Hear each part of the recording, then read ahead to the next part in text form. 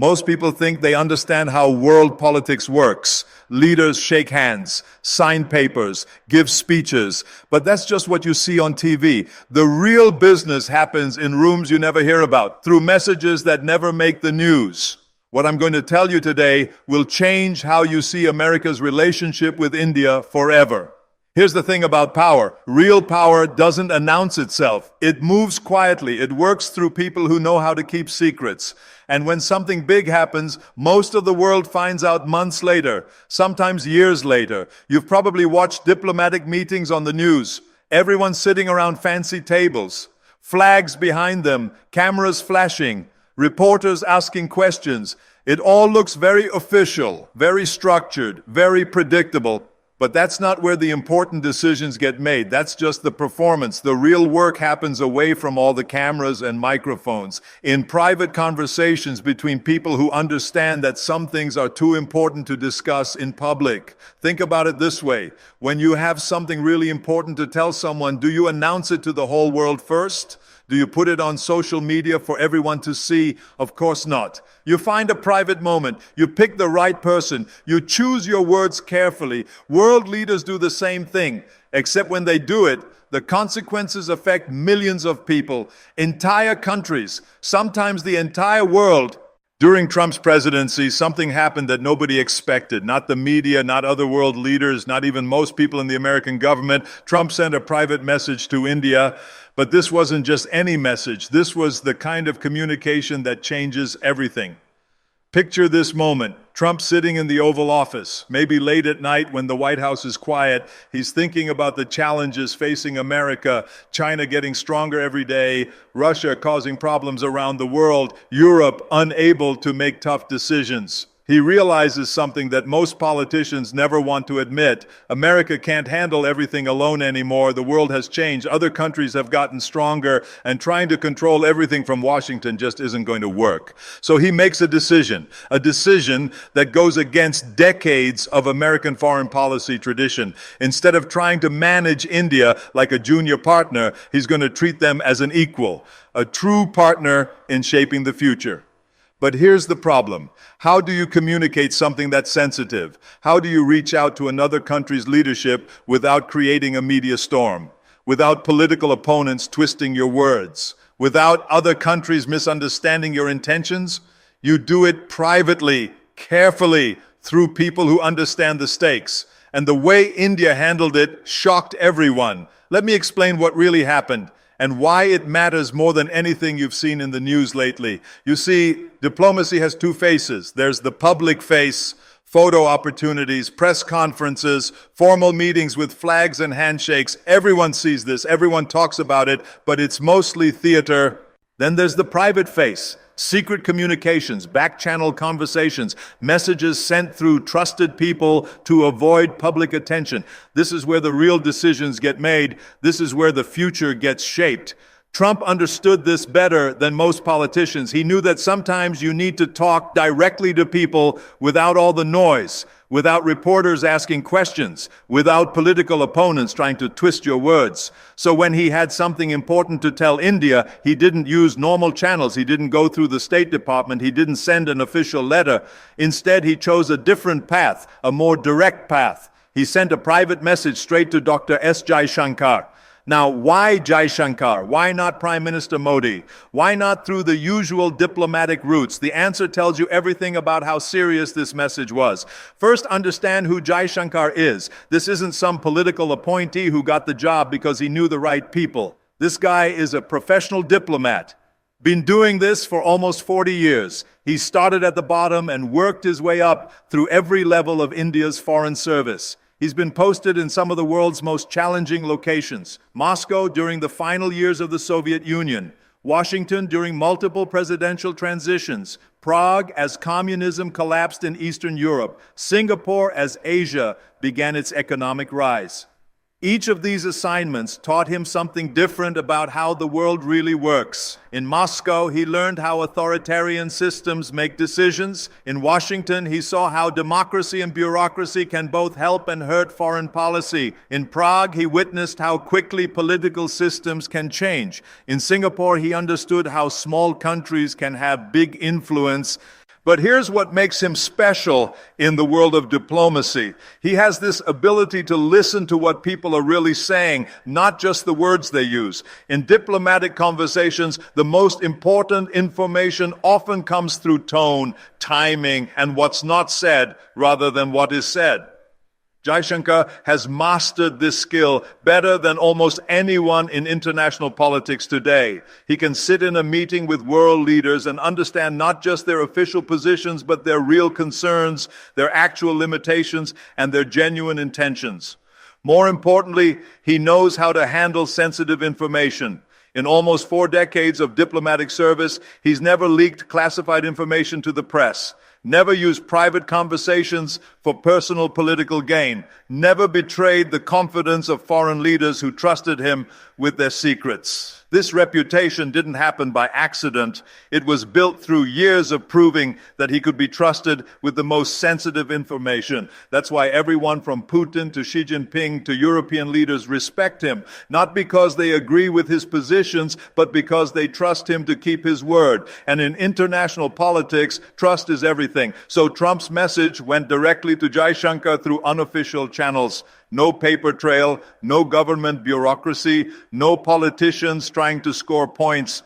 Just one leader communicating directly with another through the one person who could handle it properly. But what was in this message? What could be so important that it required this level of secrecy? Here's what we know. This wasn't about trade agreements or military deals. Those things get handled through normal government channels. This was about something much bigger, something that could change the balance of power across the entire world. To understand what Trump was really thinking, you need to look at what was happening globally at that time. China wasn't just growing economically anymore. They were becoming militarily aggressive, building artificial islands in the South China Sea, claiming territory that belonged to other countries, making it clear they wanted to control all the major trade routes in Asia. But it wasn't just military expansion. China was using economic pressure too, threatening countries that disagreed with their policies, cutting off trade relationships when other governments criticized Chinese actions, using their huge market as a weapon to force other nations into compliance. At the same time, Russia was causing problems on multiple fronts, interfering in democratic elections around the world, invading neighbors like Ukraine, using energy supplies as political weapons against European countries, testing how far they could push before someone pushed back. Meanwhile, traditional American allies in Europe were struggling to respond effectively to these challenges. Some countries were too dependent on Russian energy to take strong positions. Others were too invested in Chinese markets to risk economic retaliation. Many were simply overwhelmed by their own internal political problems. Trump looked at this situation and realized something that many American leaders before him had refused to acknowledge. The world had fundamentally changed. America couldn't single-handedly manage every global challenge anymore, not because America had gotten weaker, but because other countries had gotten much stronger. For decades, American foreign policy had been based on the idea that Washington could set the rules and other countries would follow them, but that model wasn't working anymore. China and Russia were openly challenging American leadership. Even allies were starting to question whether American approaches were still effective. So Trump started thinking about a different strategy. Instead of trying to control everything from Washington, what if America found strong partners who shared similar values and could help share the burden of global leadership? That's where India came into the picture, not as a country that America could control or direct, but as a genuine partner with its own strengths and capabilities. So he reached out to India, not as a boss talking to an employee, but as one major power talking to another, as someone who understood that both countries needed each other. The message was clear and direct. America recognized India as an equal. Our partner, not a junior ally, not a regional power, but a global force that could help shape the future of the world. Think about how revolutionary this was. For most of its history as an independent nation, India had been treated by superpowers as either a country to be influenced or a market to be accessed. The Soviet Union tried to make India a client state during the Cold War.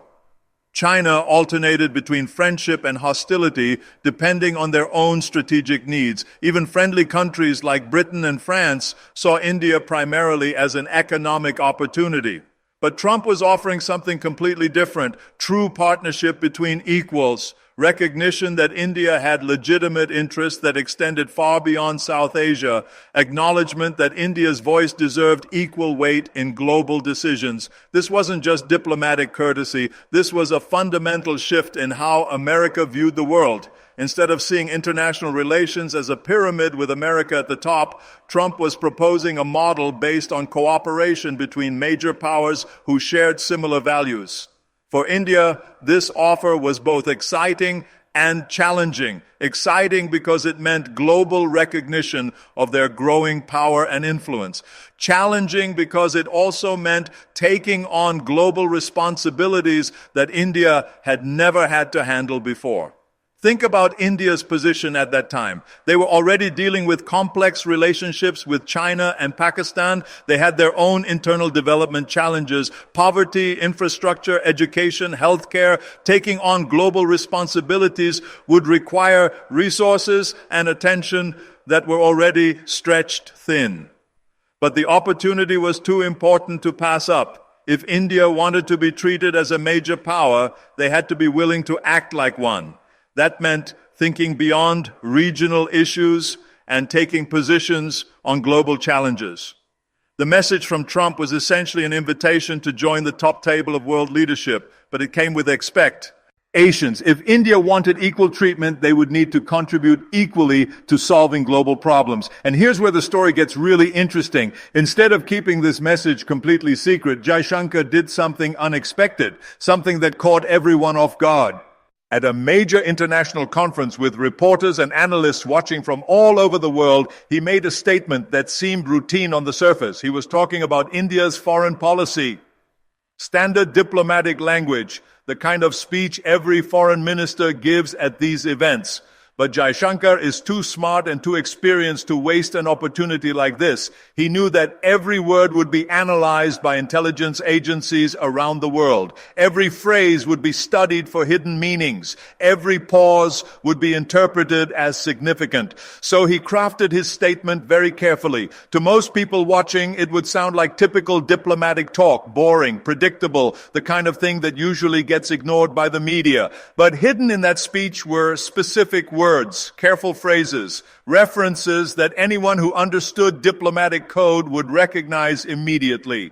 He talked about new levels of strategic cooperation with America. In diplomatic language, the word strategic doesn't just mean important. It means military and security cooperation. It means sharing intelligence. It means coordinating responses to threats. He mentioned shared values and common interests multiple times. Again, this might sound like empty phrase to regular people, but in diplomatic circles, when a foreign minister emphasizes shared values, he's signaling that his country sees itself as part of the same team as the other country. Most importantly, he used the phrase mutual recognition of each other's global responsibilities. This was the key signal. He was telling the world that America and India had acknowledged each other as global powers with equal status. To anyone who wasn't trained in diplomatic language, this sounded like routine international cooperation talk. But to the people who mattered, intelligence analysts, foreign policy experts, otherworldly others, the message was crystal clear. Something significant had happened behind the scenes. India and America had reached a new understanding that went far beyond anything the public knew about. The reaction was immediate and intense. In Washington, phones started ringing within hours of Jaishankar's speech. Government officials who hadn't been part of the private communication suddenly realized they had missed something big. Intelligence analysts were pulling up transcripts of the speech, going through every sentence word by word. Some officials were angry that they had been left out of such an important communication. In Washington, information is power, and being excluded from major decisions is seen as a career threat. Bureaucrats who had spent years building relationships with Indian officials suddenly felt sidelined. Others were impressed that India had managed the situation so skillfully. Here was a foreign minister who could take sensitive information and use it strategically without betraying any confidences. That's a rare skill in international politics, and experienced diplomats recognized it immediately. The media reaction was intense but confused. Reporters knew something important had happened, but they couldn't figure out exactly what. Headlines appeared asking, "What does India know that we don't?" Television analysts spent hours trying to decode Jaishankar's diplomatic language. Cable news programs brought in former diplomats and foreign policy experts to explain what the speech really meant. Some got it right, others completely missed the point. But all the attention meant that more people were paying attention to US-India relations than had in years. Social media exploded with speculation. Foreign policy Twitter accounts started sharing theories about what kind of secret agreement might have been reached. Think tanks rushed to publish analysis pieces trying to explain the implications. But the most important reactions came from other world capitals, because they understood that this wasn't just about America and India anymore. This was about the entire global balance of power. In Beijing, Chinese leaders suddenly realized they had a much bigger problem than they thought. For years, Chinese strategic planners had assumed India would remain focused on regional issues, border disputes with Pakistan and China, economic development challenges, internal political management. This assumption was built into all of China's long-term planning. They figured that as long as India was dealing with poverty, infrastructure problems, and regional security challenges, they wouldn't have the resources or attention to challenge Chinese ambitions globally. But Jaishankar's statement made it clear that this assumption was completely wrong. India wasn't just thinking regionally anymore. They were thinking globally about the entire Indo-Pacific region, about Africa, where China had been investing heavily, about global trade routes that China wanted to control. And now India had America as a true partner, not just in trade or technology, but in strategic planning at the highest levels. This changed everything for China's leadership. They had been planning their global expansion based on the idea that they would only face serious opposition from America and maybe Russia in some areas. Now they realize they might be facing a coordinated response from the world's oldest democracy and the world's largest democracy working together. The Chinese immediately started reaching out to other countries in the region, trying to build their own partnerships, offering economic incentives to countries that might be tempted to join an American-Indian alliance, threatening consequences for countries that move too close to the new partnership. But they also started preparing for a different kind of competition, one where they couldn't assume they would be facing isolation.